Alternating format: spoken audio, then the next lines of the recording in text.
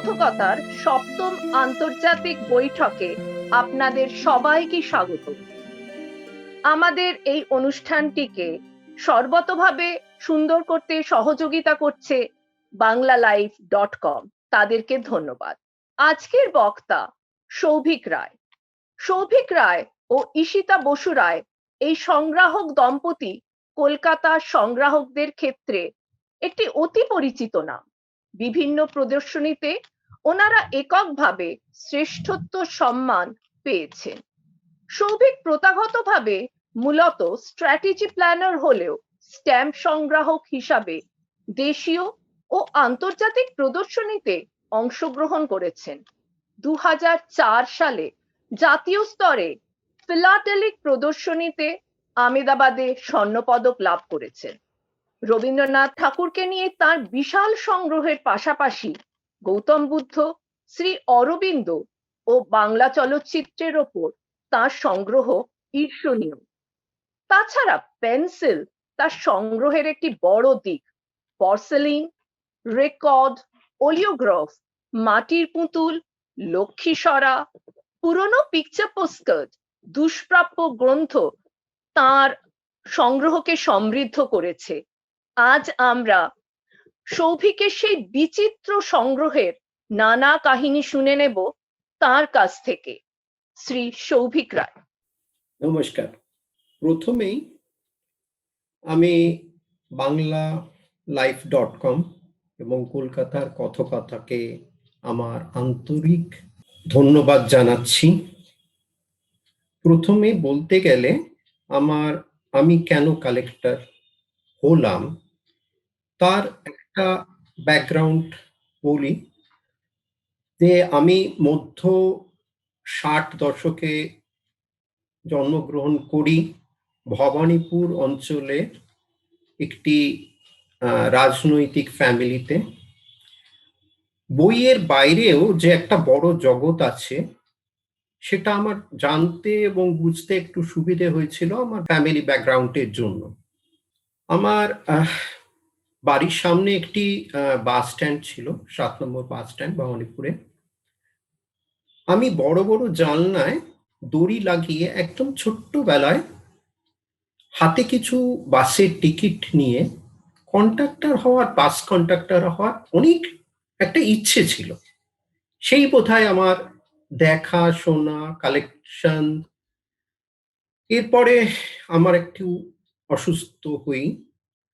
তখন আমার বাবা একটা অসাধারণ পন্থা নিয়েছিলেন, বা একটা মানে আমাকে খাওয়ানোর জন্য বা আমাকে ভুলিয়ে রাখার জন্য তার কাছে যা চিঠি আসতো সেই স্ট্যাম্পগুলো খুলে আমাকে বোঝাতেন এবং খাওয়াতেন। এই করে করে বেশ কিছুদিন চলল। 1975 নাগাদ আমি সিরিয়াসলি স্ট্যাম্প কালেকশনসটা আরম্ভ করি। সেটা প্রায় 45 বছর চলে। এর মধ্যে আমি স্টেট, ন্যাশনাল, ইন্টারন্যাশনালসে পার্টিসিপেট করি, পুরস্কৃত হই। স্ট্যাম্প ডিজাইন করি যেগুলো রবীন্দ্রনাথ ঠাকুরের ওপরে, যেগুলো বিদেশ থেকে বেরিয়েছে। অনেক কাভারও ডিজাইন করি। কিন্তু কোথায় একটা এসে মনে হলো আমি একটা লিমিটের মধ্যে আটকে যাচ্ছি, আর এখান থেকে পাওয়ার আর আমার কিছু নেই। সেই সময় দুজন ভদ্রলোকের সঙ্গে আমার আলাপ হয়। একজন সুবীর মুখার্জি, আরেকজন সুনীল বিশ্বাস।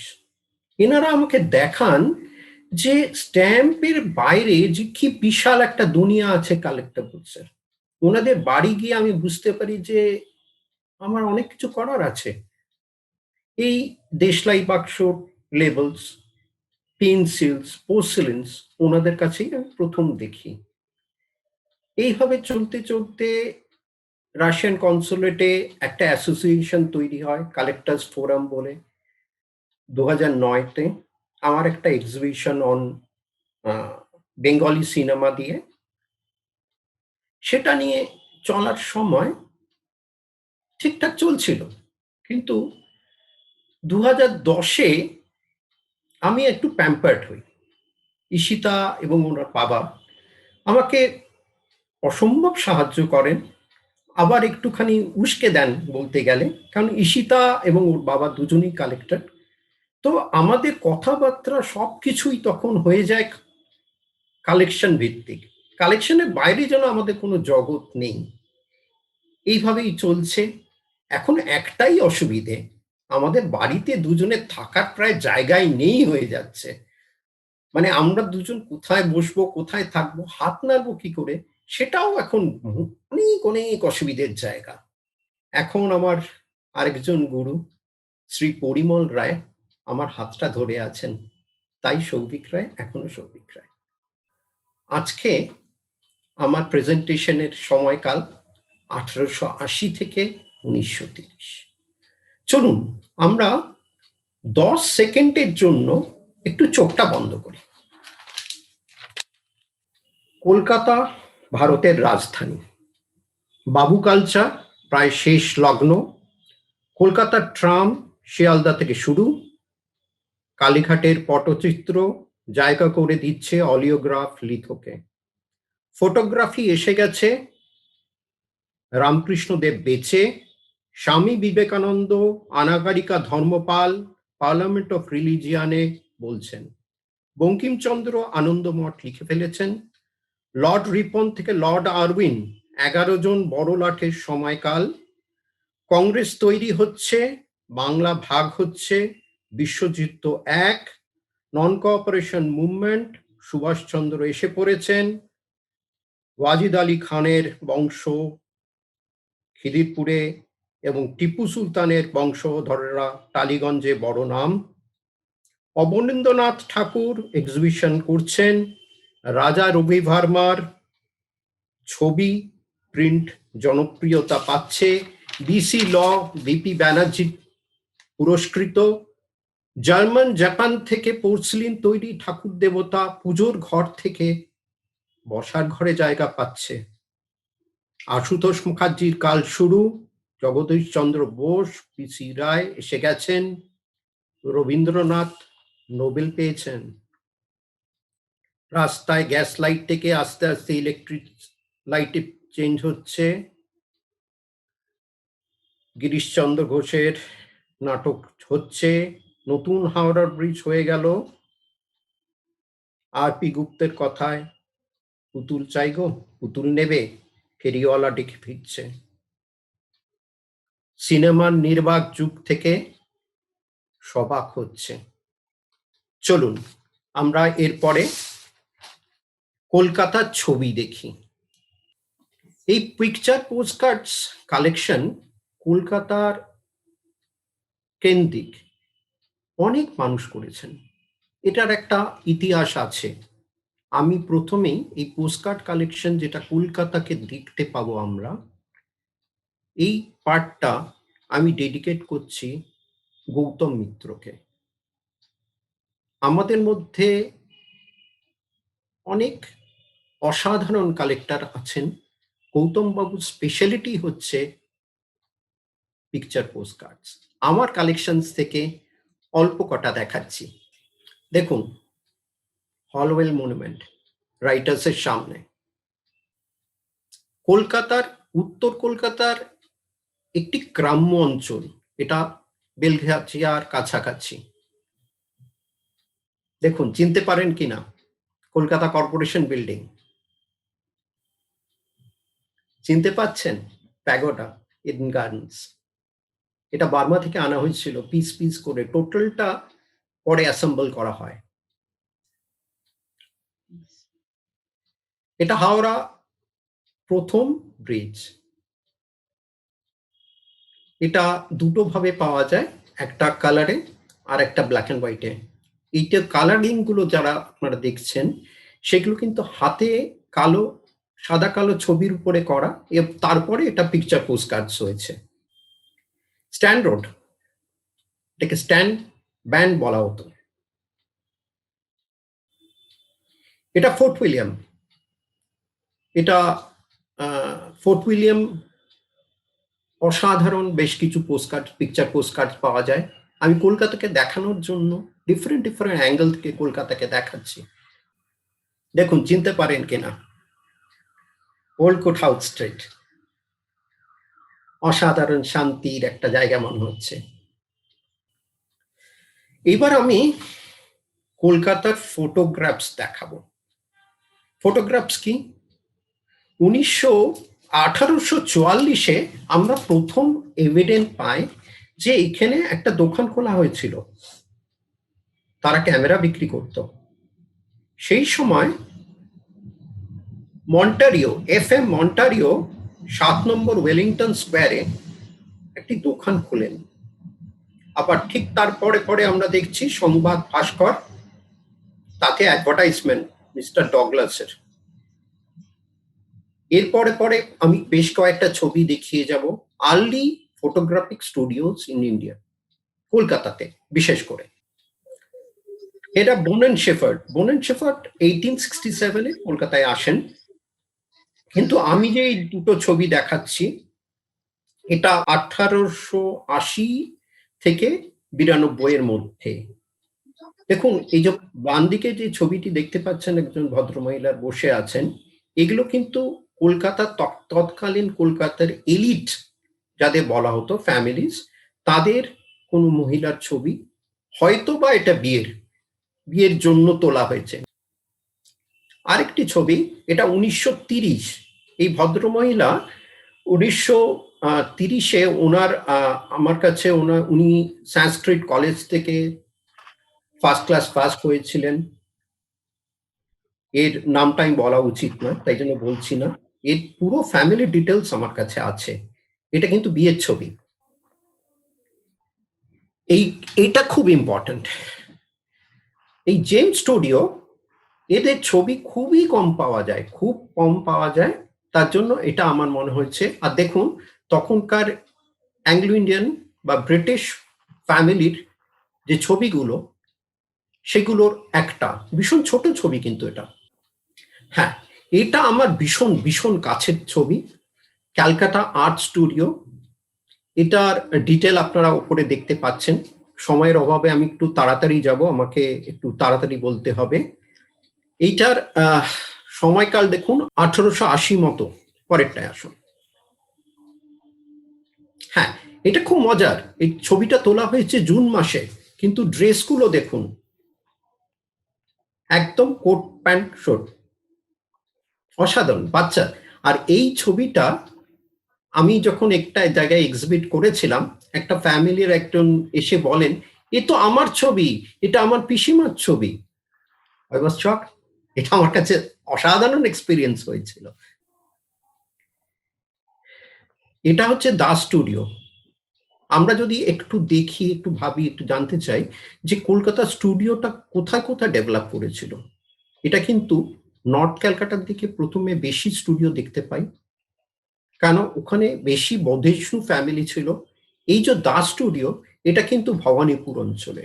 আমরা জানি ভবানীপুর, কালীঘাটে এখানে প্রচুর রিচ বাঙালিরা থাকতেন, এবং তার জন্য তখনকার যে কালচার, এই নতুন একটা মিডিয়া এসছে, সেটাকে ইউটিলাইজ করার জন্য প্রচুর স্টুডিও ওখানে তৈরি হয়। এটা খুব ইম্পর্টেন্ট ছবি আমার কাছে। এটা দেখছেন এডনা লরেন্স, 1913-তে হয়েছিল এই স্টুডিওটা, পার্ক স্ট্রিটে। এই এডনা লরেন্সের আর একটা ব্যাপার ছিল, তৎকালীন সিনেমা, যে বাংলায় সিনেমা হতো, তার ছবি তোলা প্রায় একচেটিয়া করে নিয়েছিলেন এই এডনা লরেন্স। এদের আমি 1921 অব্দি, 21, 22, 23, 24 অব্দি দেখতে পাচ্ছি। এবং সবচেয়ে ইন্টারেস্টিং যে বেশ কিছু সিনেমা পোস্টার্স আমার কাছে আছে, যেখানে নিচে সই করা আছে এডনা লরেন্স।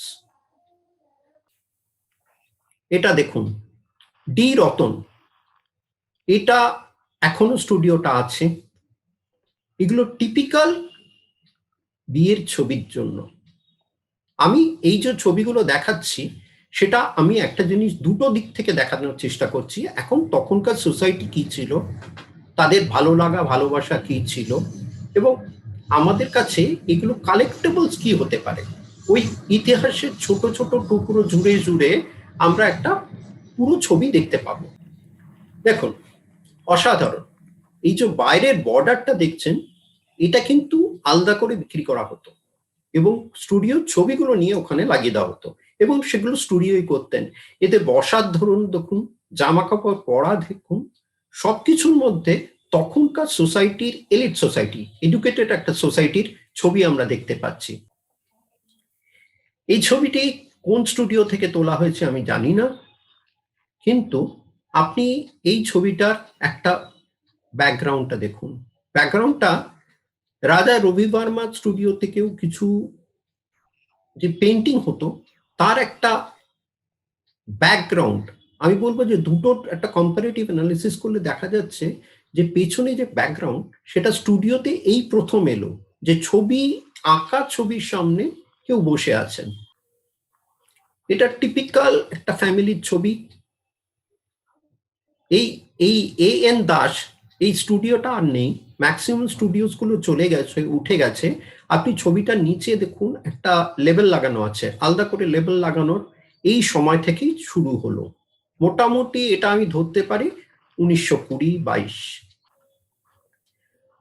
এই ছবিটা ভীষণ সুন্দর।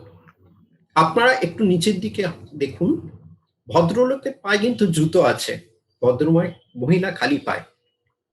কেন একটা সুখী সুখী ফ্যামিলির ছবি। এটা তখনকার বাঙালির ছবি। তখনকার দিনে বেশ কিছু স্টুডিও ছিল বা ফটোগ্রাফার ছিলেন যারা শুধু মৃতদেহ বা মৃত মানুষের ছবি তুলত। কারণ তখন একটা কনসেপ্ট ছিল, অনেকেরই ছিল, যে জ্যান্ত মানুষের ছবি তুললে নাকি মানুষ মরে যায়। এই এসি দাস যে স্টুডিওটা আমি দেখাচ্ছি আপনাকে, ফটোগ্রাফটা দেখাচ্ছি তাদের তোলা, এরা স্পেশালাইজ ছিল শুধু মৃত মানুষের ছবি তোলার জন্য। এটা দেখুন, ছবি তোলার কায়দা একটা এলো। মানুষ যিনি বাবু হয়ে বসে আছেন তাকে দেখে মনে হচ্ছে কি একটু ফ্লোট করে আছেন। ছবিটা আমার কাছে ইন্টারেস্টিং, তার জন্যই দেখালাম। অসাধারণ ছবি। তখনকার দিনের স্টুডেন্টস এবং প্রতিজনের নাম লেখা আছে। এটা একটা স্কুলের ছবি, একটা ইয়ার দেওয়া। এই প্রথম আরম্ভ হলো এই ফ্রেম করা, একটা ছবিকে কোথাও লাগিয়ে দেওয়া এবং তার টোটাল ডিটেলস দেওয়া। এই যে আমি আপনাদের ছবিগুলো দেখালাম, এই ছবি কালেকশনসটা নিয়ে অনেকটা ভেবেছিলেন সিদ্ধার্থ ঘোষ। আমি তার জন্য এই ফটোগ্রাফিক চ্যাপ্টারটা ওনাকে ডেডিকেট করলাম। কলকাতা এফএমএরা। কলকাতা এফএমএরাটা কি? এমন কিছু ডকুমেন্টস যেগুলো বেশি দিন মানুষ রাখে না। আমি এটা নিয়ে দেখাই। এই বিলস, ক্যাশ মেমোস এবং অন্যান্য ডকুমেন্টস জমানোটা বা কালেক্ট করাটা বেশি দিন শুরু হয়নি। এটা ধরুন 10-12 বছর, 12 থেকে 15 বছর আগে কলকাতায় অমিত রায়, সুদীপ্ত চ্যাটার্জি এবং আমি এই কালেকশনসটা আরম্ভ করি মোটামুটি ঠিকঠাক ভাবে। তখন আমাদের ঠিক ভালোভাবে মানুষ নেয়নি। তখন স্ট্যাম্প, কয়েন এগুলোই ছিল কালেক্টেবলস, বা হাই উপর দিকে হলে পর্সেলিনস, এইসব জিনিস। চলুন আপনাদের কিছু বিলস অ্যান্ড ক্যাশ মেমোস দেখাই। দেখুন, অসাধারণ। এই যে দেখছেন বন্ধন ব্রাদার্স, এদের লোগোটা দেখুন। মাঝখানে কি হতো তখন, মাঝখানে একটা ওদের বিল্ডিংটা বা এস্টাবলিশমেন্টের ছবি থাকতো এবং তারা যে ব্রিটিশ রাজের একেবারে, এটা ব্রিটেনেও দেখতে পাবেন, লন্ডনে প্রচুর ক্যাশ মেমোতে এই ধরনের ছবি দেওয়া হয়। অসাধারণ। এটা হচ্ছে আপনার যে নীল নীল ওপরটা দেখছেন, এগুলো হচ্ছে ইন্ডিগো প্রিন্ট, এক ধরনের ইন্ডিগো প্রিন্ট। এগুলো এগুলো একটা মিলিটারি টেইলার্স এবং জেনারেল আউটফিটার্স কলকাতার খুব নামি। এখন এইসবগুলো কোথাও নেই এবং তার বাড়িটাও দেখুন। কলকাতায় এবং বাইরে কোথায় কোথায় তাদের ছিল, ওয়েলেসলি প্লেসে তাদের একটা এস্টাবলিশমেন্ট ছিল এবং কাকে বিক্রি করা হচ্ছে, এই যে ছোট ছোট ইনফরমেশনস গুলো, তখনকার দাম, জিনিসের দাম, কোন লোগো ইউজ হচ্ছে, কেন হচ্ছে, এর যদি আমরা উত্তর খুঁজতে যাই তাহলে আমরা অনেক অনেক ইনফরমেশনস পাই। এগুলো অ্যাডভার্টাইজমেন্টস দিলে, তখনকার দিনে কাগজে অ্যাডভার্টাইজমেন্টস দিলে তার একটা রিসিট, এগুলো ডিটেল যদি একটু বড় করে আপনারা দেখেন, খুবই ইন্টারেস্টিং জিনিস। সময়ের অভাবে আমি একটু তাড়াতাড়ি যাব। দেখুন, অসাধারণ, অসম্ভব সুন্দর ব্রিটিশ লোগোগুলো কেমন ইউজ হয়েছে দেখুন। এগুলোই আমাদের কাছে study material. Modern typewriter company, ওরা আপনার একটু বড় করলে পরে যখন আপনারা দেখবেন, বড় করে দেখবেন যে ওরা তখন কি কি বিক্রি করত এবং কলকাতায় তখন কি কি চাহিদা ছিল, তার অনেকটাই রিফ্লেকশন সেখান থেকে পাওয়া যাবে। এই যে ঔষধালয়, এই ব্যাপারটা কি, পাথরিঘাটা, প্রসন্ন কুমার ঠাকুর স্ট্রিট, ওই জায়গাটাকে কিন্তু এলিট সোসাইটির একটা জায়গা। এবং তখন আয়ুর্বেদ, তখন কিন্তু প্রচুর কোম্পানিজ এবং ফ্যাক্টরিজ এবং এই ধরনের আয়ুর্বেদাচার্য যারা আয়ুর্বেদ নিয়ে কাজ করছেন, যা চিকিৎসা করছেন, তাদের এরকম এক এক রকমের বৈদ্য রত্ন এবং এরকম ধরনের উপাধি দেওয়া হতো এবং তারা এই ব্যাপারটাকে ব্যবহার করতে খুব ভালোবাসতেন। বিশ্বমিত্র কার্যালয়, এদের আপনি যে দেখছেন এটা খুব ইন্টারেস্টিং, কারণ এই এক একটা আমরা ডকুমেন্টস পাই, এরকম রিসিটস পাই বা বিল পাই, যে এমন এমন কাগজের, যেগুলো দেখুন পাবলিশার কিন্তু আছে, এরা কিন্তু কাগজ বের করেছে এবং সেই কাগজের, অনেক কাগজেরই আমরা কোনো নাম বা অন্য কোনো এভিডেন্স অন্য জায়গায় পাচ্ছি না। কাগজ তো ভুলেই যান, এইগুলো থেকে আমরা বের করতে পারি যে কোথায় কোথায় কি কি কাগজ হয়েছিল, কোন কোন পিরিয়ডসে হয়েছিল। এটা একটা খুব ইন্টারেস্টিং জিনিস। দেখুন, by appointment to H.H. The Maharaja of Cooch Behar, এটা কি, কেন এরকম ইউজ হতো? আমরা দেখেছি যে ব্রিটিশ রাজের অনেকের এখানে থাকতো, নাম থাকতো। তো এইরকমই এই যে বিপিন কৃষ্ণ ঘোষ, তারা কোচবিহার মহারাজের কাছ থেকে অ্যাফিলিয়েশন পেতেন এবং সেটা ওনাদের ক্রেডেনশিয়াল বাড়াতো। পরেটা আসে, এটা খুব সুন্দর। এর পরের স্লাইডে আপনারা দেখবেন দুটো বিল আছে।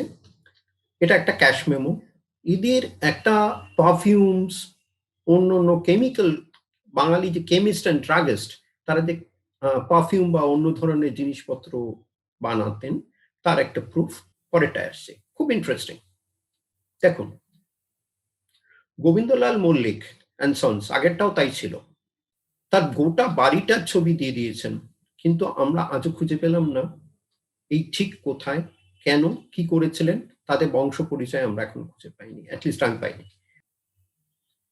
এটা আমরা রাজাবাজার অঞ্চলে এখনো দেখি যে প্রচুর স্টেশনারি দোকান আছে, স্টেশনার্স আছে, যারা বই বাইন্ড করেন, খাতাপত্র বিক্রি করেন। এটা এখনকার দিনে সূর্য সেন স্ট্রিট অব্দি এদের বিস্তার। তার একটা এভিডেন্স যে এগুলো একটা এভিডেন্স ওখানে ছিল, এখনো আছে, তার বৈঠকখানা রোড আর কি। একটা ইভিনিং নিউজ পেপার, কজন জানি এরকম হয়েছে বা আছে, খুবই কম মানুষের কাছে জানা আছে যে দি নিউ এম্পায়ার কলকাতা একটা ইভিনিং নিউজ পেপার বের করত। এরকম হার্ড ডকুমেন্টস এগুলো। এটা খুব মজার যে রাধাবাজার অঞ্চলে, এই জাস্ট লালবাজারের পাশাপাশি যে অঞ্চলে, যেখানে আমরা প্রচুর টাইলসের দোকান দেখি, ঘড়ির দোকান দেখি, এর ইতিহাস কিন্তু অনেকটা পুরনো।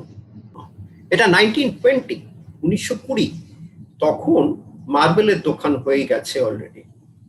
পরে কেপি বানসাল গ্রুপসের অনেক অনেক দোকান আমরা দেখতে পেয়েছি।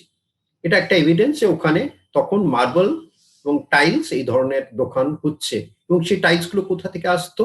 ইটালি, বেসিক্যালি ইটালি থেকে। এটা আরেকটা বাঙালির ফার্ম, সেটা নিয়ে আমি বেশি কিছু বলছি না এখন। এটা অসাধারণ লাগে আমার কাছে। এটা এই দেখুন, এগুলো রাখাটা ভীষণ ভীষণ অসুবিধের জিনিস। আপনি এটা engineers, iron founders, iron merchants, এটা বিলটা হয়েছিল বোধহয় কাশিমবাজার রাজবাড়ির ওপরে। আর এই বাঁদিকের লোগোটাও অসাধারণ। এবার আমি দুটো ক্যাটালগ দেখাবো। 1882-তে ক্যাটালগটা দেখি আমরা, প্রথম ক্যাটালগটা। 1882-তে আপনারা একটু বড় করে দেখবেন, এই কোম্পানিটা তখনকার দিনে খুব ইম্পর্টেন্ট ছিল এবং এরা কি বিক্রি করতো না। এদের পুরো ক্যাটালগটা যদি দেখানো যেত তাহলে দেখতেন যে এদের কাছে রং থেকে জামা কাপড় থেকে হোয়াট নট আছে। এটা খুব ইম্পর্টেন্ট এবং এই ক্যাটালগের মধ্যে আমরা প্রাইসিংটাও দেখতে পাচ্ছি না। 1927 যেসব, তার পুরো ক্যাটালগ, এই ফুল ক্যাটালগ এই সুন্দরভাবে পাওয়াটা একটু অসুবিধে। আর এটা আমি বলবো যে এটা একটা হিস্ট্রি। এবার আমি গেজেট দেখাবো। গেজেটটা কি ছিল? গভর্নমেন্ট থেকে তাদের সমস্ত যে ডিক্লারেশনস গুলো, নোটিফিকেশনস গুলো তারা গেজেটে দেখাতো এবং আমি এখানে পরপর 5টা গেজেট দেখাবো। They are all related to world war 1। Gazette বেরোতো সিমলা থেকে, কলকাতা থেকে। আমি দুটোই দেখাচ্ছি, আসুন দেখি আমরা। এই গেজেটটা আগস্ট এবং সেপ্টেম্বরের মধ্যে আমি 5টা গেজেট দেখাচ্ছি এবং দেখুন এখানে ওয়ার্ল্ড ওয়ার 1-এর ডিক্লারেশনস গুলো হচ্ছে। আমরা পরপর আস্তে আস্তে দেখে যাচ্ছি। এক্সট্রাঅর্ডিনারি এটা কিন্তু gazette of India, extraordinary. Normal গেজেটের বাইরেও এটা কিন্তু এক্সট্রাঅর্ডিনারি গেজেটস। হ্যাঁ, এর নিচের দিকে দেখুন ডেট, টাইম, মিনিট পর্যন্ত বলা আছে যে কখন এই যুদ্ধটা ব্রিটিশ এম্পায়ারের সঙ্গে জার্মান অ্যালাইডের সঙ্গে ওদের যুদ্ধটা আরম্ভ হলো। পরপর আসুন, অসাধারণ এগুলো হিস্টোরিক্যাল এভিডেন্স। এবার আমি কয়েকটা লিগাল ডকুমেন্টস দেখাবো। এই লিগাল ডকুমেন্টস, আসুন পরেরটা একটু দেখিয়ে বলি। এটা 1882-এ আমরা এগুলো শেরিফস, তখন ডেপুটি শেরিফস বা শেরিফস ফোর্ট উইলিয়াম থেকে এদের অ্যাক্টিভিটিস হতো এবং এই যে এভিডেন্স গুলো দেখছেন এগুলো কিছুটা আমরা প্রিজার্ভ করতে পেরেছি এবং অমিত রায় একটা বই আছে কলকাতা এফএমেরা, তাতে আমার কিছু কন্ট্রিবিউশন আছে এবং আমরা সেটা ডকুমেন্টেশন করতে পেরেছি বলে আমি মনে করি আমার অনেকটা কাজ হয়েছে। তখনকার দিনে কিভাবে স্ট্যাম্প পেপার ছিল, ইয়ার ওয়াইজ আমি 5-6টা দেখাচ্ছি। এটা খুব ইন্টারেস্টিং। এই যে সিলগুলো, এটা গালার ছাপ্পা হতো। এটা গভর্নমেন্টের খুব ইন্টারেস্টিং। আমি পরের একটা দেখাবো যে টোটাল গালার সিলের মধ্যে কিভাবে ক্যান্সেলেশনসটা এখন আছে। এটা অ্যাটাচমেন্ট, কি কি কেসের পরে কিছু জিনিসপত্র অ্যাটাচমেন্ট হতো, সেই অ্যাটাচমেন্টের একটা ব্যাপার। এই 1902 এবং এই লিস্টটা খুব ইন্টারেস্টিং। আপনারা যদি পরে যখন দেখবেন তখন এটা দেখতে পাবেন যে কি কি অ্যাটাচ করা হয়েছিল, করা হতো। হ্যাঁ, এটা গালার সিলটা আমি আগে বলেছি, এটা টোটাল গালার সিলটা দেখানো যাচ্ছে। এবার আমি দুটো ফ্যামিলিকে একটু হাইলাইট করব, ওয়াজেদ আলী ফ্যামিলি এবং টিপু সুলতান ফ্যামিলি। ওয়াজেদ আলী ফ্যামিলিতে যখন ওনাকে নিয়ে আসা হয়, যাকে আমরা লখনৌকে গার্ডেন রিচে দেখতে পাচ্ছি, আস্তে আস্তে গার্ডেন রিচে তৈরি হচ্ছে একটা বড় লখনৌ, মিনি লখনৌ বলবো। কিন্তু ওনাদের কাছ থেকে আমরা যা ডকুমেন্টস পাচ্ছি ম্যাক্সিমাম নষ্ট হয়ে গেছে। অল্প কিছু ডকুমেন্টস আমাদের কাছে যা যা এসছে সেগুলো কিন্তু একটু কষ্টের জায়গা। এটা অসম্ভব হিস্টোরিক্যাল একটা ডকুমেন্ট। এটা 1883 bank of Bengal. Bank of Bengal কি বলছে, তারা একটা বক্স পেয়েছে, তাতে কিছু আছে এবং তাদের সেফ কাস্টোডিতে রাখা হচ্ছে। এটা কাদের কাছ থেকে এসছে? ওয়াজেদ আলী শাহর ফ্যামিলি থেকে। তারপরে এটা কি হয়েছে জানি না, ওখানে কি ছিল জানা যায় না। এর পেছন দিকে অনেক রকমের নোট দেওয়া আছে গভর্নমেন্ট থেকে, তখনকার যারা শেরিফ ছিলেন তাদেরও লেখা আছে বেশ কিছু, এবং এটা প্রুফ করছে তাদের ওয়েলথ অনেকটাই ব্যাংক অফ বেঙ্গলে গচ্ছিত ছিল। দেখুন, এই যে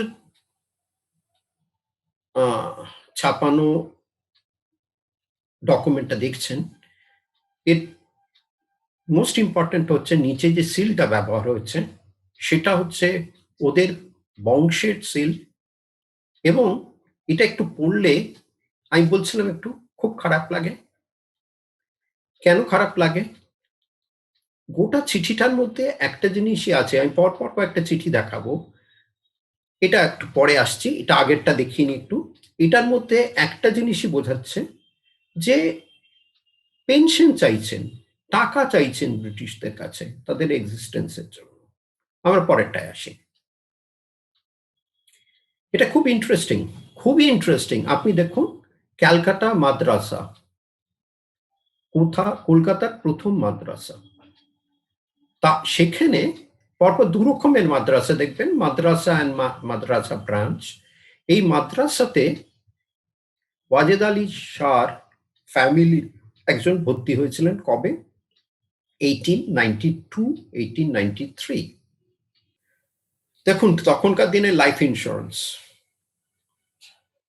কার করা? এটাও কিন্তু ওয়াজেদ আলী শাহর ফ্যামিলি থেকে, তখনও তারা কিন্তু রিচ। এটা 1914।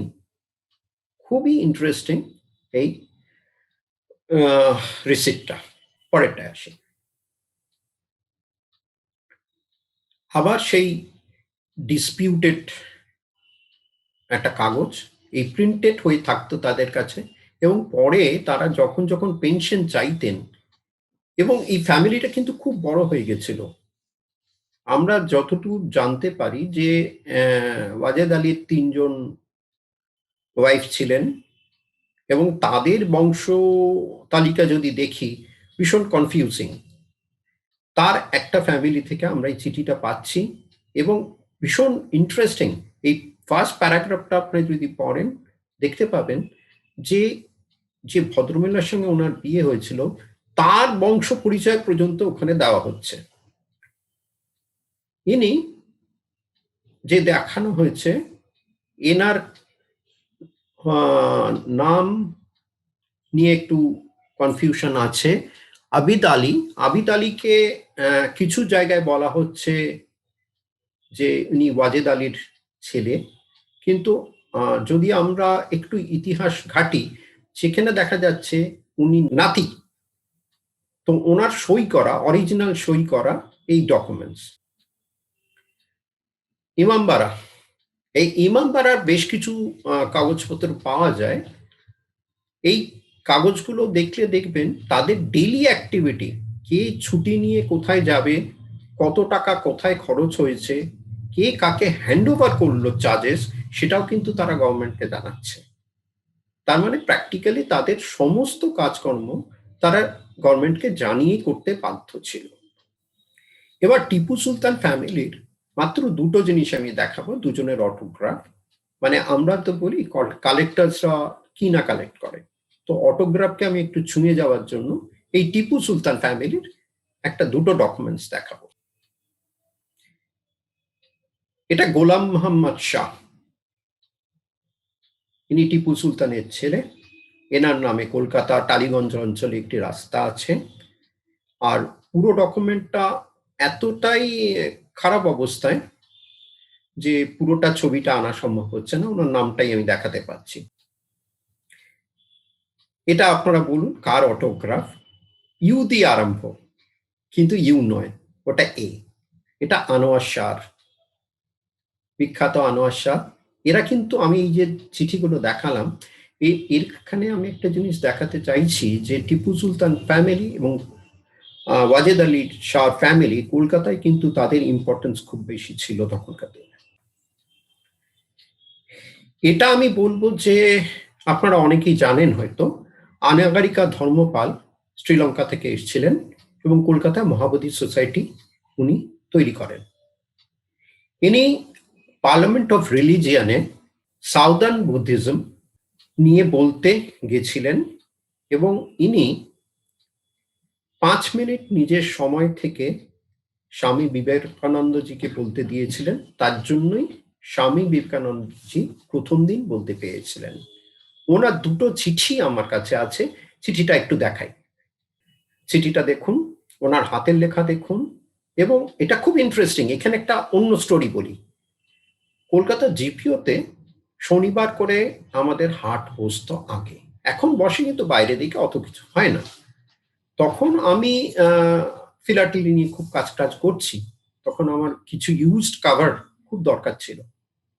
আমি কিছু কাভার পাই, আমি কাভারটাই কিনি ভীষণ কম দামে, কিন্তু বাড়ি এসে দেখি এর ভেতরে চিঠি আছে, এবং চিঠিটা কার?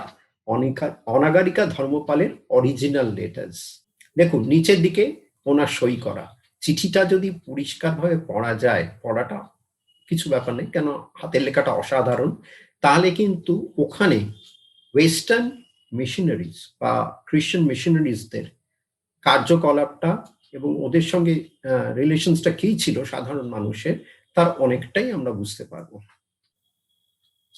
এবার কিছু ইন্টারেস্টিং, ভীষণ ভীষণ কাছের আমার কালেকশনস এর মধ্যে একটা পড়ে match box labels. Match box এলো কখন কলকাতায়? আমরা দেখছি 1865 নাগাদ সুইডেনে ম্যাচ বক্স কিন্তু মুভমেন্ট হচ্ছে কিভাবে? নিজেদের এক একটা ছোট ছোট জায়গা থেকে আস্তে আস্তে ইন্ডাস্ট্রিয়াল রেভলিউশনের পরে এটাকে ছড়াতে আরম্ভ হয়েছে। ব্রিটিশ ট্রেডার্সরা, আমি পরে একটা রেফারেন্স দেব, ব্রিটিশ ট্রেডার্সরা সারা পৃথিবীতে এই ম্যাচ বক্সকে একটা কমোডিটি হিসেবে ব্যবসাপত্র, ট্রেডার, সিম্পল ট্রেডার, সেইভাবে ব্যবসাপত্র আরম্ভ করেছে। কলকাতায় এলো, ইন্ডিয়াতে এলো, কিন্তু প্রথম দিকে সাকসেসফুল হলো না। দেখুন এই যে লেভেলস গুলো আমি দেখাচ্ছি, এই লেভেলস গুলো কলকাতার ট্রেডার্সরা, দে আর নট ব্রিটিশ ট্রেডার্স, এটা কলকাতার একজন ট্রেডার কি করতো, প্রথমে যা, এগুলো ম্যাক্সিমাম জাপান থেকে এসছে, তো আমি জাপানিজ কিছু লেভেলস দেখিয়ে নিই। এই যে লেভেলগুলো আপনারা দেখছেন, এগুলো কিভাবে হতো? তারা কি ইন্ডিয়ান মার্কেটের জন্য তৈরি করতো? না, প্রথমে হতো জাপানি যে নর্মাল প্রোডাকশন ম্যাচ বক্সেস, সেইগুলো আসতো, কিন্তু এগুলো টেস্ট মার্কেটে চলবে কি চলবে না, এরকম একটা অবস্থায় ছিল। তারপরে আমরা আস্তে আস্তে কি দেখলাম, মার্কেটে একটা চলতে আরম্ভ করলো। তখন কি হলো, একদম ফার্স্ট রোড ডান দিকের উপরেরটা দেখুন, সেখানে ওভারপ্রিন্ট হলো। যিনি ইম্পোর্ট করলেন তার নামটা ওই নর্মাল ম্যাচ বক্স লেভেল যা জাপানে তৈরি হতো তার উপরে ছাপা হলো, মানে এটা ওভারপ্রিন্ট হলো, ওনার নাম কিন্তু এলো না। আস্তে আস্তে আমরা যখন নিচের দিকে দেখব, তখন আমরা দেখব অরিজিনাল লেভেলসে কিন্তু ইম্পোর্টারের নামটা বেশি ইম্পর্টেন্স পেল, এবং যারা বানিয়েছে তাদের অনেক জায়গায় নাম রইলই না। দেখুন টাটা অ্যান্ড সন্স, এরা কিন্তু বড়ভাবে ইম্পোর্ট করতো। এখানে একটা স্টোরি আছে, স্বামী বিবেকানন্দজি যখন একটা শিপ ওয়েজে যাচ্ছিলেন, তখন ওখানে টাটাজিও ছিলেন। তো উনি বলেছিলেন, স্বামীজি বলেছিলেন, তোমরা তো জাপান থেকে ইম্পোর্ট করছো, চেষ্টা করো না ইন্ডিয়াতে বানানো যায় কিনা। সেই আর্লি পিরিয়ডের টাটার একটি ম্যাচ বক্স লেভেল। তখনকার সাবজেক্ট কি ছিল? অনেক লেভেলে দেখুন যে এটা খুব, এই কটা লেভেল খুব ইম্পর্টেন্ট। এটা করোনেশন লেভেলস এর মধ্যে পড়ে, ওয়ান অফ দি ওয়ার্ল্ডের রেয়ার টু রেয়ার লেভেলস মধ্যে এগুলো আসছে। গোটা ফ্যামিলির ছবি আছে, রাজা রানীকে ইমপ্রেস করার জন্য এগুলো, বা মার্কেটে চলবে বলে এগুলো তৈরি হয়েছিল তখনকার দিনে। এটা যে শুধু সুইডেন থেকে হয়েছিল না, জাপান থেকেও হয়েছিল বা অন্য দেশ থেকে হয়েছিল। খুব ইন্টারেস্টিং। বন্দে মাতরম কোথায় তৈরি? Made in Japan. 1905-এর পরে এই লেভেলগুলো হয়। স্বদেশী মুভমেন্ট যখন চালু হয়ে গেছে, তখন মানুষ সবকিছুতে একটা স্বদেশী আনা বা বন্দে মাতরম, এই যে কথাটা, এটাকে আনার চেষ্টা করেছিলেন। এটা কিন্তু একটা সিগারেটেরও অ্যাডভার্টাইজমেন্ট। দেখুন সিগারেট, বন্দে মাতরম সিগারেটস, এটা আরেকটা ভ্যারাইটি, মানে ক্যাপিটাল সিগারেটস অ্যান্ড কোম্পানি, তার অ্যাডভার্টাইজমেন্ট, কিন্তু লেখা আছে বন্দে মাতরম। এবং এটা কিন্তু দেশলাই বাক্সের লেভেল। পরেরটায় আসুন। কলকাতার অন্যতম প্রথম দিককার কোম্পানি বন্দে মাতরম ম্যাচ ফ্যাক্টরি। তার আমি দুটো দেখাচ্ছি এখানে, দেখুন মনুমেন্টের ছবি আছে বা অন্য লেখা আছে। এটা কে বানিয়েছিলেন? শৈলেন্দ্রনাথ মিত্র। এটা রসা রোড, মানে টালিগঞ্জ রোডে, 38 রসা রোড টালিগঞ্জ রোডে এটা হয়। এটা রাসবিহারী ঘোষ, যার নাম থেকে রাসবিহারী এভিনিউ হয়েছে, ওনার অনেক অনেক রকমের মানে কন্ট্রিবিউশন ছিল এবং উনি ওনও করেছিলেন। এই যে কোম্পানিটা, এর ম্যানেজার কে ছিলেন? পিসি রায়। দেখুন ওনাদের লেভেল, ওই সেম কোম্পানির লেভেল। প্রথমেরটা ওনাদের কপি হলো, কিভাবে হলো?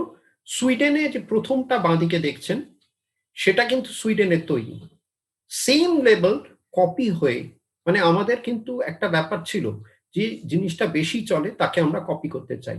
সুইডেনের লেভেলটা কিন্তু এই কোম্পানি কপি করলো। অসম্ভব অসম্ভব রিয়েল লেভেল এটা। কালি সিগারেট এবং লিলি সিগারেটের অ্যাডভার্টাইজমেন্টস, এইটাই হচ্ছে বাংলায় প্রথম অ্যাডভার্টাইজমেন্ট ম্যাচ বক্স লেভেল। দেখুন কলকাতায় ফ্যাক্টরি আরম্ভ হয়ে গেল, এসআভি ইন্ডিয়া, খুবই খুবই ইম্পর্টেন্ট। এবার এটা আমার কাছে যা এভিডেন্স আছে 1962 থেকে 5 অব্দি চলেছিল, এবং যখন ইন্দো পাক ওয়ার হয় তখন এই ফ্যাক্টরিটাকে জ্বালিয়ে দেওয়া হয়, এবং তখনকার 400 জন ওখানে লেবার বা এমপ্লয়ি ছিল। এটা ব্যাক ব্র্যান্ডটা, এটা কিন্তু জাপানের একটা ব্র্যান্ড।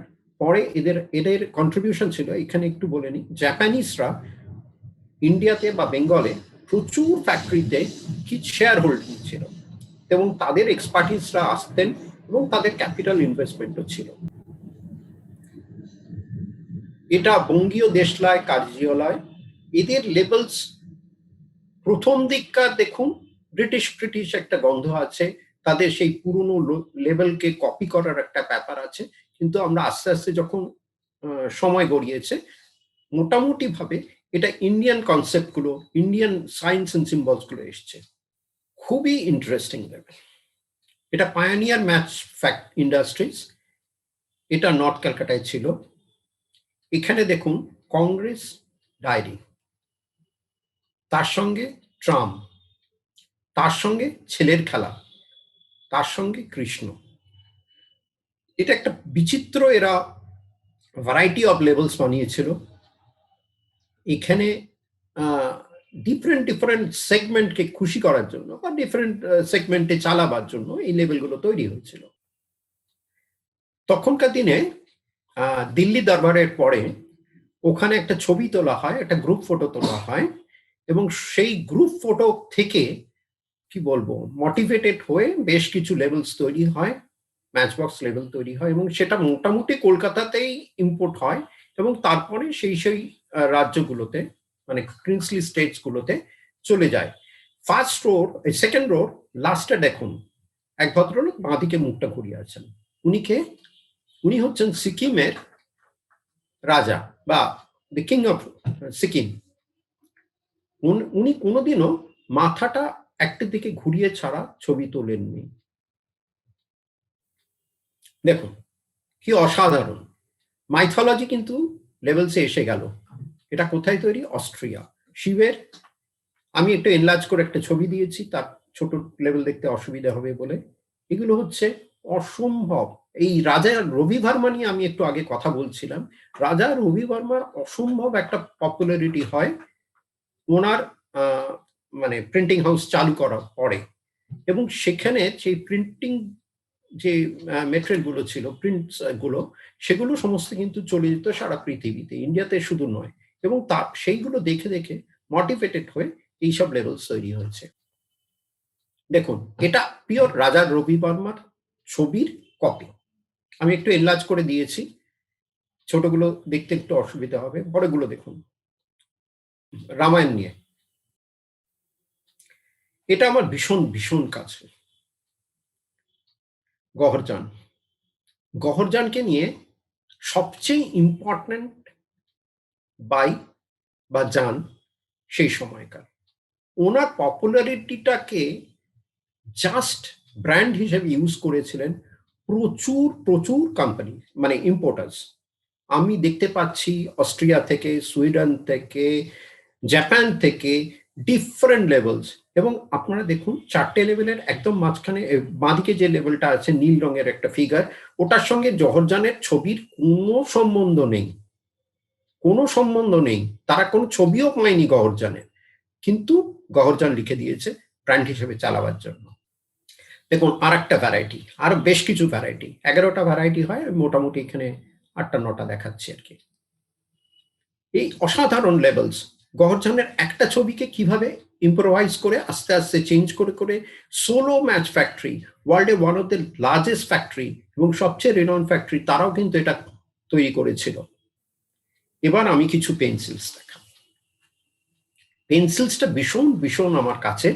আগে একটুখানি আমি ক্রেডেনশিয়ালস দিতে চাইছি। এই যে ম্যাচ বক্স লেভেল, কলকাতার দুজন কালেক্টরের কাছে আমি ভীষণ ভীষণভাবে কৃতজ্ঞ। একজন হচ্ছেন শ্রী পরিমল রায়, আরেকজন হচ্ছেন উৎপল শর্মা। এদের দুজনকে দেখে কিন্তু আমার এই লেভেলসে আসা। ম্যাচ বক্স লেভেলস কি, এবং একটা ব্যাপার তো থাকে, ওনারা এটা করেছেন, আমি আরেকটু বেটার করি, আরেকটু পড়াশোনা করি। এবং এই ব্যাপারে এনাদের দুজনের যে সাহায্য আমি পেয়েছি, এটা না বললে আমার খুব অন্যায় হয়। পরেরটা আসুন, এটা খুব ইম্পর্টেন্ট ব্র্যান্ড। এই জন ফেবার কাসেলের প্রথম রূপ। এই যে আপনারা ক্যাটালগটা দেখছেন, ইটস এ ক্যাটালগ, এটা 3-fold ক্যাটালগ। এটাই ইন্ডিয়াতে পাঠানো হয়েছিল আমার রেকর্ড অনুযায়ী মাত্র 5টা। এই 5টার মধ্যে এটা একটা সেট, এটা ফুল রেঞ্জটা দেওয়া থাকতে, এবং ওপরে দেখুন ছোট ছোট করে তাদের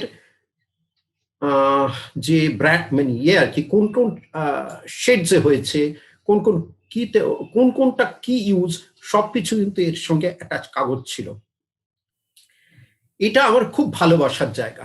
কলকাতাকে ভালোবাসি, কলকাতা নিয়ে কাজ করতে চাই, এবং কলকাতা রিলেটেড যা যা আছে তা আমি আমার ক্ষমতা অনুযায়ী জোগাড় করতে চাই। দেখুন এইগুলো ম্যাক্সিমাম তৈরি হয়েছিল কিন্তু ব্যাভেরিয়াতে, জার্মানির একটা জায়গায়, এবং কলকাতারও কিছু ফ্যাক্টরি ছিল, আমি পরে আসছি।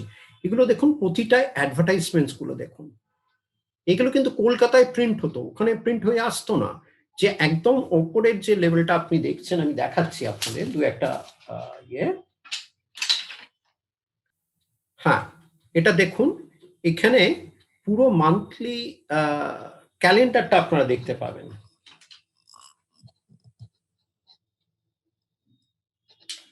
অসম্ভব সুন্দর সুন্দর পেন্সিলস।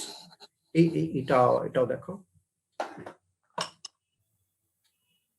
পেন্সিলসটা দেখুন, কলকাতা রিলেটেড। আচ্ছা ঠিক আছে, আমি একটু অন্য জিনিস দেখে নিই। সেটা হচ্ছে তখনকার দিনে পেন্সিল কালেক্টর ছিলেন। পেন্সিল কালেক্টররা কি করতেন, এটা খুব ইন্টারেস্টিং। আগে পেছন দিকটা দেখাচ্ছি, দেখুন পিসি ঘোষ, এনার বাবা ছিলেন ঈশান ঘোষ, যার নামে কলকাতা ইউনিভার্সিটিতে এখনো স্কলারশিপ দেওয়া হয়। উনি জমিয়েছিলেন কিসে, এটা 41-এর সামনের দিকটা। এটা সাবানের কৌটো, কিন্তু এটা হ্যাঁ, সাবানের কৌটোর মধ্যে তারা জমিয়েছিলেন, এটাই ছিল তখনকার ট্রেন্ড। চলো আরো ইন্টারেস্টিং কয়েকটা বক্স দেখাই। দেখো তখনকার দিনে মোস্ট ইম্পর্টেন্ট পেন্সিল, একটা বক্স দেখুন,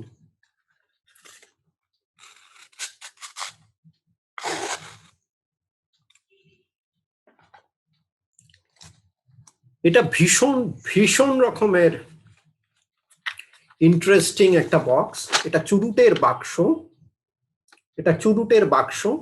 চুরুটের বাক্সর পেছনে কি লেখা আছে, এক ভদ্রলোকের নাম আছে, অ্যাড্রেস আছে। এটা নাম আছে, অ্যাড্রেস আছে। এবং আমি এটা কিভাবে পেলাম, এটা আমি পেয়েছিলাম যে দেখাচ্ছি আপনাদের, দেখুন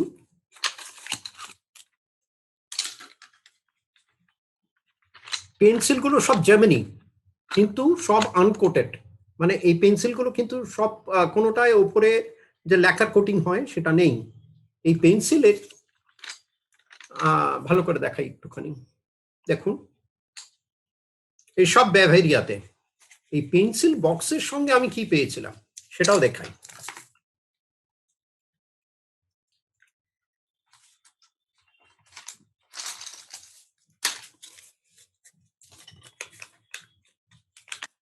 তখনকার দিনের পিন দেখুন,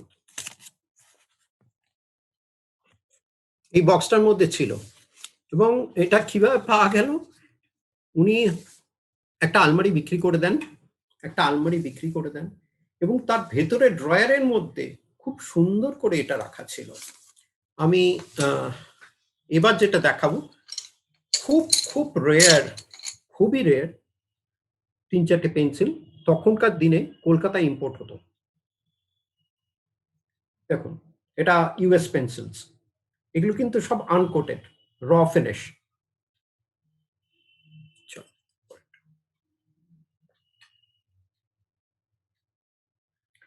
এ তো গেল ইম্পোর্টেড পেন্সিলস। কলকাতায় কি পেন্সিল তৈরি হতো না? হ্যাঁ হতো। আমরা যা রেকর্ড পেয়েছি তাতে 6টা থেকে 7টা ফ্যাক্টরি ছিল কলকাতায়, তার মধ্যে FM গুপ্ত, তারপরে দেখুন জিসি লাহা, এখনো এইটা কিন্তু ওরা পেন্সিল কিনলে দেয়। এই জিসি লাহা, FM গুপ্ততে আমি আসছি, কয়েকটা পেন্সিলও দেখাবো। এই জিসি লাহা আমার কাছে যা রেকর্ড আছে, তারা প্রথম একটা পেন্সিলের মধ্যে 4টে কালারে শীষ যাকে বলছি আমরা, সেটা কিন্তু ওয়ার্ল্ডে প্রথম আবিষ্কার করে বা ইউজ করে। কিন্তু আমরা দেখছি হিস্ট্রি বই কি বলছে, পেন্সিল হিস্ট্রি বুকস কি বলছে, এটা জার্মানিতে আবিষ্কার হয়েছে। কিন্তু হয়তো আমরা এটা প্রুফ করতে পারবো যে জিসি লাহা এটা ওয়ার্ল্ডে প্রথম এনেছিলেন। এবার আপনাদের আমি কয়েকটা FM গুপ্তুর পেন্সিল দেখাবো। দেখুন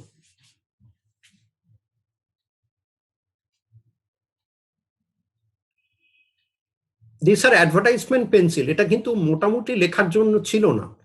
দেখুন এটা খুব ইন্টারেস্টিং, কোথায় লেখা হয়েছে, ক্যালকাটাতে বানানো। এই পেন্সিলটা কিন্তু ক্যালকাটায় বানানো।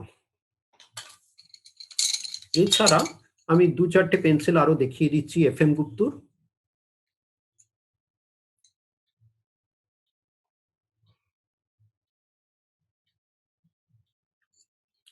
এটাও FM গুপ্তুর। অনেক ভ্যারাইটি অফ পেন্সিল ছিল, পেন তো ছিলই, পেনটা তো মোটামুটি সবারই জানা। FM গুপ্তুর এই pencils, they are the one of the rarest materials আমাদের কলকাতায় যা পাওয়া যাচ্ছে। এরপরে আপনাদের আমি 2-1টা জিনিস দেখাবো পেন্সিলস রিলেটেড, কলকাতায় কি চলতো। এটা একটা অসাধারণ পেন্সিল কাটার। দেখুন তখনকার দিনে জল দেওয়ার জন্য যে গাড়ি হতো, তার মডেলটাকে ইউজ করা হয়েছে। অসাধারণ অসাধারণ, এটা একটা মডেল। আরো দুটো দেখাই। এটা একটা পেন্সিল কাটার, এখানে ঢুকিয়ে কাটা হতো এবং সেটা এখানে যে ব্লেডটা, এটা চেঞ্জ করা যেত। আর একটা পেন্সিল কাটার দেখুন, কি সুন্দর, কি অসম্ভব সুন্দর পেন্সিল কাটার। দেখুন পেন্সিলটা কাটার জন্য কি অসম্ভব সুন্দর। এই পেন্সিল রেঞ্জের লাস্ট জিনিস আমি যেটা দেখাবো, আমি মনে করি আমার কাছে one of the best collections, একটা ইরেজার। দেখুন এই ফেবার কাসল গ্রুপের জন ফেবারের এটা এখনই intact pencil eraser. Porcelain, porcelain আমি খুবই কম দেখাবো, কারণ অনেকটা সময়ও হয়ে গেছে। পোর্সেলিন কি হতো? পোর্সেলিনটা কলকাতায় কিভাবে এলো? কলকাতার রাজধানী, এখানে একটা বধিষ্ণু ফ্যামিলি, হিন্দুদের জন্য আমি বলবো যে হিন্দু কালচার ফ্যামিলি বা টু সাম এক্সটেন্ট কিছু কিছু নন বেঙ্গলি ফ্যামিলিতেও এটা খুব চলন হয়েছিল। এই পোর্সেলেন প্রথম কলকাতায় আসে যখন, তখন কিরকম ছিল, এটা কিভাবে তৈরি হতো, এটা কোথা থেকে হতো? এটা বেসিক্যালি জার্মানি, ইংল্যান্ড থেকেও আসতো, কিন্তু বেসিক যে পোর্সেলিন আসতো সেটা প্রথম দিকে আসতো ওখানে। এই যে দেশলাই বাক্স নিয়ে আমি বলছিলাম, প্রথমকার লেভেলস গুলো ওখানকার যে চলতো সেগুলো, কিন্তু আস্তে আস্তে দেখলাম কিভাবে মার্কেট যত বাড়তে লাগলো এখানে ইন্ডিয়ানাইজ করা হলো, সেই জিনিসগুলো ইন্ডিয়ানাইজড হলো। কিরকম হলো? প্রথম দিকে আমি একটা দেখাই, প্রথমে একটা কার্তিক দেখাচ্ছি, এটা অনেকের কাছে আছে, এটা অনেকেই সামনে থেকে দেখেছেন, কিন্তু আমি কি দেখাচ্ছি দেখুন পেছনে কি আছে। ব্রিটিশরা যে জাত ট্রেডার তারই একটা এভিডেন্স। ট্রেডিং হাউস হচ্ছে ব্রিটিশ, মেটেরিয়াল তৈরি হচ্ছে জার্মানি, তখন জার্মানিতে পোর্সেলিন ইজ দ্য বেস্ট। দেখুন আমি এরপরে আমি একটা জিনিস দেখাই, মুখটা একটু দেখুন দেখি, আমাদের কি ইন্ডিয়ান মনে হচ্ছে না এনাকে মনে হচ্ছে ইউরোপিয়ান কেউ? ইনি হচ্ছেন কমলা। কমলা এটা কিভাবে হতো? প্রথমে হতো আমরা কিছু ছবি পাঠিয়ে দিতাম, সেইটা দেখে ওরা ছবি এঁকে করতো। এরপরে কি হতো, আমরা কিছু ডাইস পাঠাতাম, একটা ডাইস পাঠাই, এটা প্রথম পেছন দিকটা দেখিয়ে নিই আপনাকে, সেটা হচ্ছে সিমেন্ট ডাইস, এটা একটা সরস্বতী, এখান থেকে ডুপ্লিকেট করা হতো বা এখান থেকে ডাইসটা ফাইনাল কাস্টিং হতো। আমাদের দেশে তখন এই টেকনোলজিটা আসেনি, বা আমাদের দেশে এই জিনিসটা হতো না। আমাদের কি শুধু জার্মানি থেকে আসতো? না, জার্মানি থেকে আসতো না, আমাদের দেশে জাপান থেকে আসতো, কিন্তু তাদের মানে আর্টওয়ার্ক বা কোয়ালিটি অনেকটাই একটু নিম্নমানের ছিল। লাস্ট আমি পোর্সেলিনে একটা জিনিস দেখিয়ে পোর্সেলিন ব্যাপারটাকে শেষ করছি, সেটা দেখুন কালীকৃষ্ণ। এই কালীকৃষ্ণর ব্যাপারটা দেখুন, আমরা সরাতে, বাংলার যে সরা, সেখানে প্রথম কি দেখতাম, তাকে আমরা লক্ষ্মীর সরা বলি। আস্তে আস্তে কি দেখলাম, লক্ষ্মীর মধ্যে আমরা কৃষ্ণ এলো। কৃষ্ণ কেন এলো? এই যে শাক্ত, বৈষ্ণব, এই কালচারটাকে মেশানো হলো, মানে দুটো মার্কেটে সেগমেন্ট কে কোথাও মেলানোর চেষ্টা হলো। আমার এক্সপ্লেনেশন হচ্ছে এই যে মূর্তিটা আমরা দেখছি, শাক্ত এবং বৈষ্ণব দুজনকে একটা মিলিয়ে দেওয়ার চেষ্টা। এবার আমি তিনটে অলিওগ্রাফ দেখাবো। অলিওগ্রাফ কি? অলিওগ্রাফ হচ্ছে এক ধরনের প্রিন্টিং টেকনোলজি, যেটা মোটামুটি 1900 একটু আগে আগে 1890 থেকে প্রায় 1930 অব্দি এটা খুব ভালো চলেছিল। ইন্ডিয়াতে অলিওগ্রাফ বা লিথো, এই ধরনের ছবিগুলো, ক্রোমোলিথো, এই ধরনের ছবিগুলো রাজা রবি বর্মাই আমার মতে এটা খুব জনপ্রিয় করেন। এরপরে কি হলো, কলকাতার যে নামি দামি আর্টিস্টরা তখন ছিলেন, তারা বেসিক ছবি আঁকতেন কিন্তু মাইথোলজির ওপরে। আমি তিনটে ছবি দেখাবো এখানে আপনাদের। এটা বিপি ব্যানার্জি, এখানে কাঁচের আছে বলে আপনাদের একটা রিফ্লেকশন আসবে, দেখুন নিচে লেখা আছে প্রিন্টেড ইন জার্মানি, এবং অসাধারণ অসাধারণ ছবি। এটা হচ্ছে রাধা অডিও, দেখুন দেখতে পাবেন হয়তো।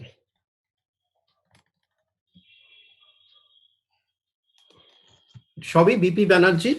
এই ছবিটা 1903।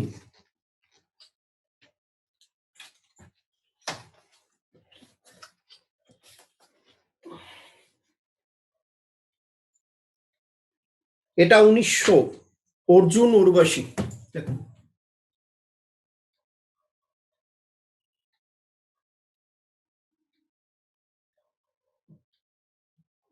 এটা 1900। এটা খুবই খুবই ইন্টারেস্টিং এবং ইম্পর্টেন্ট ছবি। এটাও বিপি ব্যানার্জি, 1906।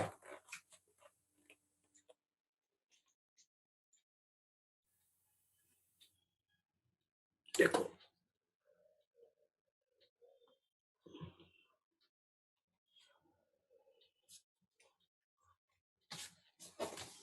আমি রেকর্ডটাও দেখিয়ে দিই। রেকর্ড আমার কাছে যদি একটু সময় দেন তাহলে আমি দু একটু রেকর্ড দেখিয়ে দেব। সেটা হচ্ছে 1900 সালের প্যাথে রেকর্ড। 1900 সালের প্যাথে রেকর্ড, আশা করছি দেখতে পাচ্ছেন। এটা ফ্রান্সে তৈরি হয়েছিল।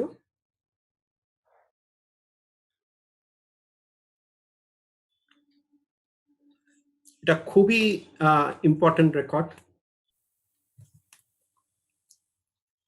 এগুলো হিজ মাস্টার ভয়েসের একদম একদম একদম আগেকার রেকর্ড, একদম শুরুর দিকের রেকর্ড। খুবই ইন্টারেস্টিং রেকর্ড।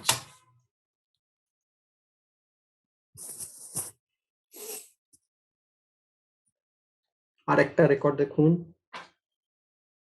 এটাও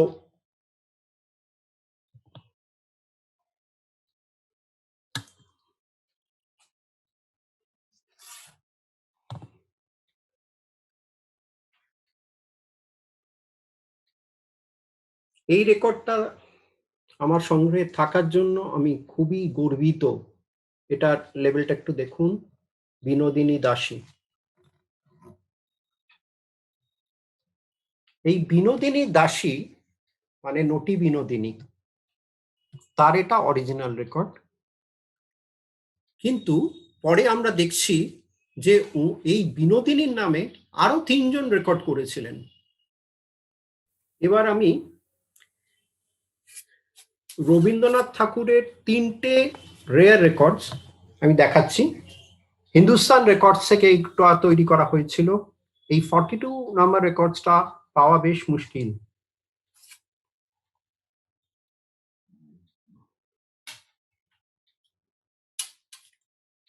$342 নাম্বার রেকর্ডস রবীন্দ্রনাথ ঠাকুরের। এই রেকর্ডস গুলো বেশ রেয়ার, অ্যাটলিস্ট আমার কাছে মনে হয়েছে।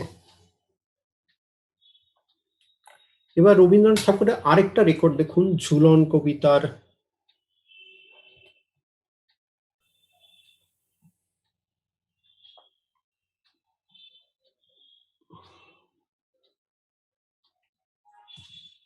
এই নিয়ে আজকের মতো আমার প্রেজেন্টেশন শেষ। অনেক অনেক ধন্যবাদ আপনাদের সময়ে আমি নিলাম একটুখানি। যদি আরো 3-4 জন কালেক্টর যদি তৈরি হন, আমি মনে করব আমি সার্থক। অনেক অনেক ধন্যবাদ।